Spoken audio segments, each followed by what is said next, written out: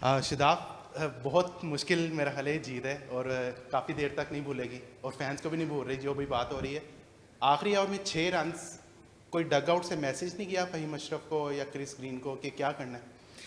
नहीं, वैसे मैं सच बताऊं तो ऐसा कोई मैसेज नहीं गया, क्योंकि अगर देखा जाए कि सेकंड लास्ट ओवर में 21 रन उन्होंने बनाए थे, तो वो अच्छे तरीके से गेम को रीड कर रहे थे। Eight the end of the day अगर आप देखें तो हुनैन को अल्लाह ताला ने इज़्ज़त देनी थी। और जी,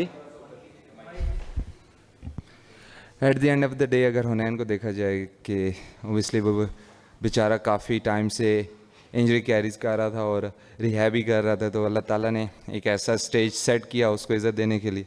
तो eight the end of the day आप ऐसी गेम को सम अप नहीं कर पाते। मुझे नहीं लगता कि मेरे पास ऐसे अल्फाज हैं कि मैं अच्छे तरीके से आपको सम अप करके दे दूँ। देखिए, शायद उस कम्बिनेशन में जो हमने सोचा था उसमें वो नहीं फिट इन हो रहा था, लेकिन उसके लिए बहुत खुशी है क्योंकि बहुत अच्छा लड़का है।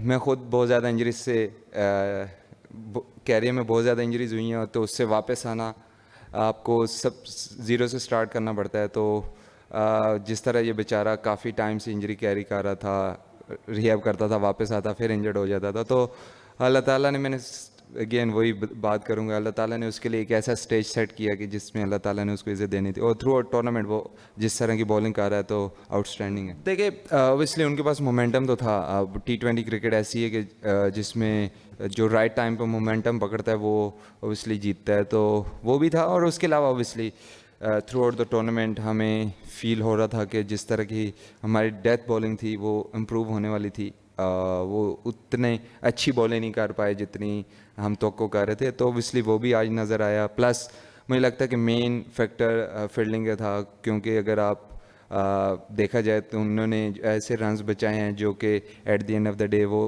उसी वजह से वो मैचेस जीते। देखिए, कोशिश कर रहे थे कि मोमेंटम मिलना चाहिए। ऑब्वियसली मेरी स्ट्रेंथ है स्पिनर के अगेंस्ट खेलना।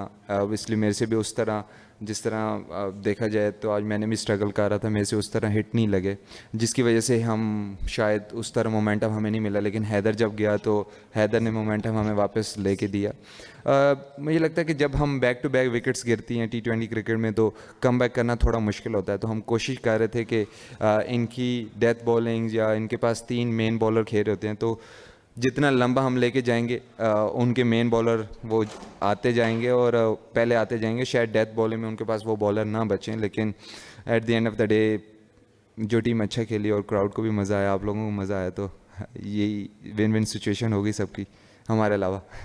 देखिए, टॉस वाला तो डेफिनेटली बिल्कुल ठीक था। जिस तरह के हमने पहले इनिंग में देखा कि ग्रिप भी हो रहा था, इतना इजी नहीं था बैटिंग के लिए, तो वो टॉस वाला फैक्टर तो बिल्कुल ठीक था। दूसरा, मोशन, मेरे ख्याल से आप भी किसी स्टेज पे ऐसे होंगे जिसको आप फॉलो कर रहे होंगे और जिस टीम को आप चाह रहे होंगे कि जीते, तो ऑब्वियसली वो आप इमोशन, मुझे नहीं लगता कि आप अच्छे तरीके से लफ्ज़ों में बता भी सकते हैं। ऑब्वियसली मैं चाह रहा था कि बाउंड्री लगे और हम जीतें, लेकिन अनफॉर्चुनेटली वो नहीं हुआ। तो इमोशन तो ऑब्वियसली काफ़ी मुश्किल है कि मैं आपको अल्फाजों में बता सकूं। देखिए, ये मैं पहली दफ़ा तो इस टूर्नामेंट में खेल नहीं रहा कि 2 डाउन, और दूसरा जो हमारे टीम का कम्बिनेशन भी था, जो हमारी प्लेइंग 11 हम जिस तरह बनाई थी, तो उस हिसाब से मेरी 2 डाउन ही बैटिंग थी और हमारा कम्बिनेशन ही उस हिसाब से बना था। तो चैपमैन का भी हमने ऑब्वियसली हमने देखा है कि उसको स्पेशली अगेंस्ट स्पिनर्स वो बहुत अच्छा खेलता है, तो हमने कोशिश की है कि वो उस स्टेज पर है। हैदर, उसका मेरे ख्याल से पिछले 3-4 साल से रोल ही चेंज हो चुका। स्टार्ट उसने ओपन से किया था, लेकिन अब वो फिनिशर के तौर पे इस्तेमाल किया जा रहा है। तो जो कम्बिनेशन बना था उस हिसाब से तो मैं 4 भी खेल रहा था, और वो ऑक्शन से पहले ही हमने डिसाइड किया हुआ था, और उस हिसाब से ही हमने टीम बनाई थी। ऑब्वियसली अगर आज का देखेंगे तो आप डिसाइड कर सकते हैं कि आज तो अच्छा नहीं खेला, तो आप वो कह सकते हैं कि नहीं, रिजल्ट नहीं मिला। तो जो पूरे थ्रू आउट द टूर्नामेंट वो हम जो चीज़ चाह रहे थे वो मिली, लेकिन आज नहीं मिली, तो स्टिल यू नेवर नो। बता दें कि अब तो आप लोग चलें बाहर हो गया, अब हैदराबाद और पेशावर ज़ल्मी है, एक तरफ आपके दोस्त भी हैं बाबर आजम, तो आप किसको सपोर्ट करेंगे फाइनल में? जो स्पिनर वाली बात थी, जब हम मेरे ख्याल 15th ओवर था शायद या 14th ओवर था। तो उस टाइम तक हमारे 3-3 2-2 ओवर हो चुके थे। लेकिन अगर आप देखा जाए कि जो डेटा वाइज या स्टैट्स वाइज अगर बात करूं तो उस्मान खान स्पिनर्स को काफ़ी अच्छा खेलता है और उसने वो मोमेंटम पकड़ा भी। मेरा ओवर से भी मेरे ख्याल से 10 रन बने और मैडी वे के ओवर से भी 10 रन बने, और जो कि मुश्किल था। तो अगेंस्ट फास्ट बॉलर वो स्ट्रगल करता था, तो हमने कोशिश की कि पहले उस्मान को फास्ट बॉलर पे लगा के आउट किया जाए। तो लेकिन वो इतना अच्छा खेल गया कि हमें उस चीज़ की ज़रूरत ही नहीं पड़ी। और जब आप 6 बॉलिंग ऑप्शन के साथ खेल रहे होते हैं तो आपके पास एक लग्जरी होती है कि यार अगर पूरा कोटा नहीं भी होता तो आपके फास्ट बॉलर पूरा कर सकते हैं।